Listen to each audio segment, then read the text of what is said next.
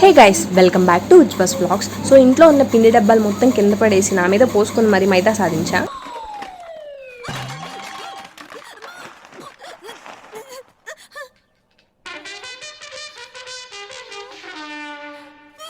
So ఆ మైదా పిండితో నేను ఏం చేయబోతున్నా అనేది మీకు ఆల్రెడీ అర్థమైపోయి ఉంటుంది అనుకుంటున్నా. సో ముందైతే ఒక బౌల్ తీసుకొని దాంట్లో మైదా పిండి యాడ్ చేసుకోండి.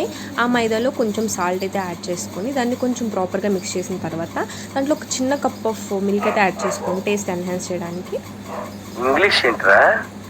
సో అదే బౌల్లో అదే చిన్న కప్పుతోని ఒక 2 cups ఆఫ్ షుగర్ కూడా యాడ్ చేసుకోండి. మీరు బెల్లం కూడా యాడ్ చేసుకోవచ్చు, అది ఆప్షన్ అనమాట. నా దగ్గర బెల్లం లేదు, షుగర్ యాడ్ చేశాను. దాని తర్వాత మనం కొంచెం వాటర్ కూడా యాడ్ చేసుకోవాలి. సో దాన్ని కూడా మంచిగా ప్రాపర్గా మిక్స్ చేయాలన్నమాట. హ్యాండ్తో మిక్స్ చేశాను, హ్యాండ్తో అవ్వట్లేదని చెప్పి హ్యాండ్ బ్లెండర్తో బాగా మిక్స్ చేశాను. చెరుకు తోటలో చాటడి బియ్యం లగేజ్ కొడితే ఇప్పుడు మనం ఒక టెంకాయ తీసుకున్నాం అనమాట. ఇలా క్షుద్ర పూజలు అయితే చేయడానికి అయితే కాదనమాట. సో ఆ టెంకాయని పగలు కొట్టేసి వాటర్ని సపరేట్ చేసుకోండి. మీ దగ్గర పచ్చి కొబ్బరి ఉన్నా ఓకే, నా దగ్గర లేదని చెప్పేసి పగిలిపోయిన కొబ్బరికాయ తీసుకున్నాను.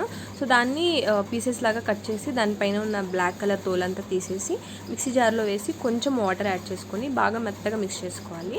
సో మిక్స్ చేసిన దాన్ని ఒక క్లాత్ తీసుకొని దాంతో బాగా పిండేసుకోవాలి. ఆల్రెడీ మనం ఇందాక మిక్స్ చేసుకున్న పిండిలో దీంట్లో ఆల్రెడీ మనం పిండిన తర్వాత మిగిలిపోయిన ఆ కొబ్బరి పొడి అయితే ఏదైతే ఉందో డ్రైది దాన్ని కూడా యాడ్ చేసుకోవాలి.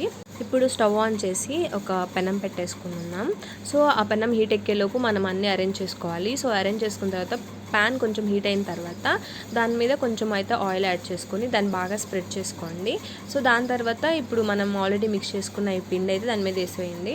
దాన్ని స్ప్రెడ్ చేయొద్దు, ఎందుకంటే ఆల్రెడీ మనం కొంచెం పలుచగా కలిపాం కాబట్టి స్ప్రెడ్ చేయాల్సిన అవసరం లేదు. సో దాని మీద నేను డ్రై పౌడర్ ఏదైతే ఉందో కొబ్బరి పౌడర్ కొంచెం పైన చల్లా అనమాట, టేస్ట్ బాగుండిద్దని. దానిపైన కొంచెం ఆయిల్ వేసేసి దాన్ని రెండు వైపులా బాగా కాల్చుకోవాలి. సో కాల్చిన తర్వాత ఇట్లా అయితే వస్తుంది అనమాట.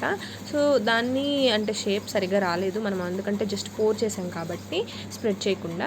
సో దాని తర్వాత లాస్ట్లో నేను పెద్దదైతే వేసేసాను అనమాట మొత్తం పిండితో. మా అమ్మ తిట్టేస్తుందని గ్యాస్ అంతా వేస్ట్ చేస్తున్నాను. సో ఫైనల్గా ఇదనమాట మన రెసిపీ. టేస్ట్ అయితే చాలా బాగుండింది, మీరు కూడా ట్రై చేయండి. Thank you so much for watching. Please do subscribe.